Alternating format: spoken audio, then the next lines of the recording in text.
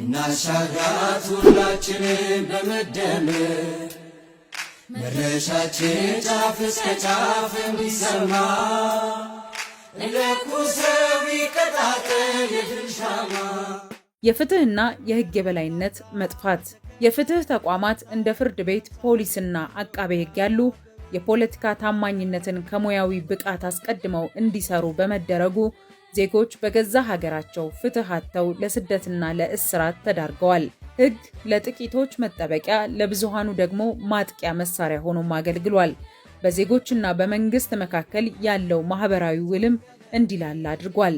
እንደ ምርጫ ቦርድና ሰብአዊ መብት ኮሚሽን ያሉ ተቋማት በነፃነት መንቀሳቀስ አለመቻላቸውም ሌላኛው መልክ ነው። ሰላማዊ የስልጣን ሽግግር እንዳይኖርና የህዝብ ድምፅ ዋጋ እንዳይኖረው አድርጓል። የሐሳብ ልዩነቶች በውይይት ከመፍታት ይልቅ በኃይል እንዲታፈኑ በማድረጉ ቂምና በቀል እንዲከማች ምክንያት ሆኗል።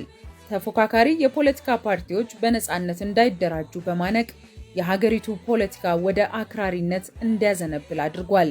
ገለልተኛ የቁጥጥር ተቋማት እንደ ፌዴራል ኦዲተርና ጸረ ሙስና ኮሚሽን ያሉ ጥርስ አልባ እንዲሆኑ በመደረጉ የሀገር ሀብት በጥቂት ግለሰቦችና ቡድኖች እጅ እንዲከማች ሆኗል። የጥቅም ትስስር እንዲነግስ በማድረጉም ፍትሃዊ የሀብት ክፍፍል እንዳይኖር አግዷል። ትላልቅ የሀገር ፕሮጀክቶች ያለ ቁጥጥር ለብክነትና ለከፍተኛ ዕዳ ምንጭ እንዲሆኑ ምክንያት ሆኗል።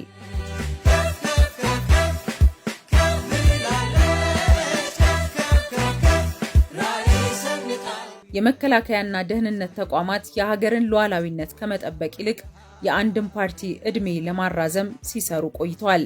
በተቋማት ውስጥ የብሔር ተዋጽኦ መዛባትና የአንድ ወገን የበላይነት ሰፍኖም ነበር።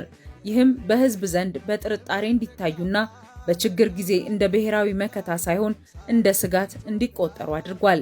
ተቋማት ለሁሉም ዜጋ እኩል የማያገለግሉ ሲሆኑ ዜጎች ጥበቃ ፍለጋ ወደ ብሔር አደረጃጀታቸው እንዲጠጉ ያስገድዳል። ይህ ደግሞ የኢትዮጵያዊነት የጋራ ማንነት እንዲዳከም አድርጓል። በየአካባቢው ለሚነሱ ግጭቶችም ተቋማዊ መፍትሄ እንዳይገኝ እንቅፋት ሆኗል።